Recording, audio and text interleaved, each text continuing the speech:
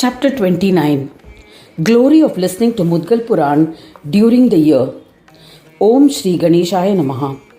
Suta said, a wise king named Sugriva ruled the province of Pundra. He had studied all Shastras and understood their essence. He observed the precepts of Dharma. Once a severe drought affected his kingdom. There were no rains and the subjects suffered immensely. The king was distressed. He invited Brahmins to perform yajnas to please Indra and Varuna. This was in vain. Due to past sins of someone, there was no rain for 9 consecutive years. The king was extremely distressed.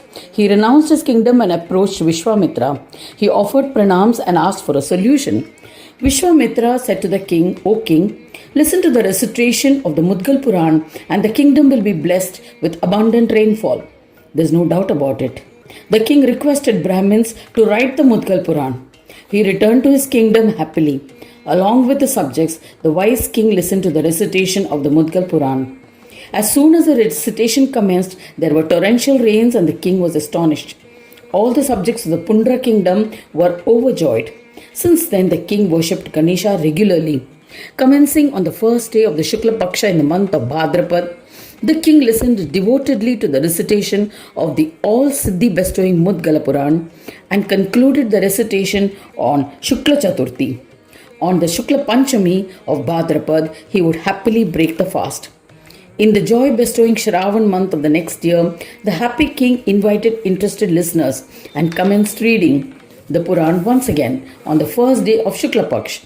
The Ganesh devotees Sugriva listened to it daily.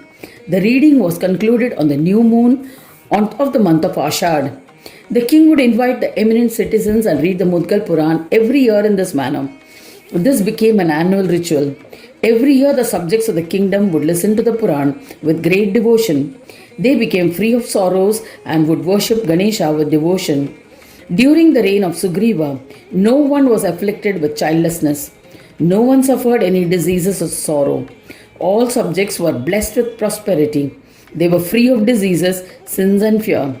In the end, the illustrious king, along with Ganesha devotees and subjects, attained Swanandaloka. They became merged into Brahma. The winds that blew over the bodies as they were on the way to Swanandaloka reached Raurava Naraka, and sufferings of the ones in it were alleviated by its touch. O Brahmin, Ganesha Dutas carried them and merged them into the divine. Yama and other devas were astounded. They lauded the Mudgal Puran. O Brahmin, I have explained the all-siddhi bestowing glory of listening to the Mudgal Puran annually. A person afflicted by leprosy in the kingdom of Sugriva had heard about the marvelous and extraordinary glory of listening to the recitation of the Mudgal Puran. He came to this kingdom as he wanted to attend the recitation of the Puran. The annual recitation was in progress. He listened to it daily to be free of leprosy. He was cured of it. He became extremely happy and not only was able to walk home, but was also able to resume work. He indulged in the pleasures of this world and in the end ascended to the abode of Gajanana and became divine. In this manner, many people have indulged on earth and have ascended to the abode of Swananda by listening to the Purana only once. It is impossible to narrate all the stories, even if I were to narrate for 100 years. Hence, I have narrated it in brief, the glory of annual reading.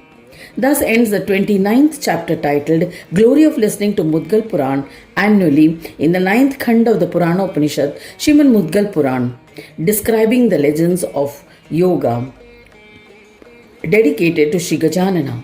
End of chapter 29.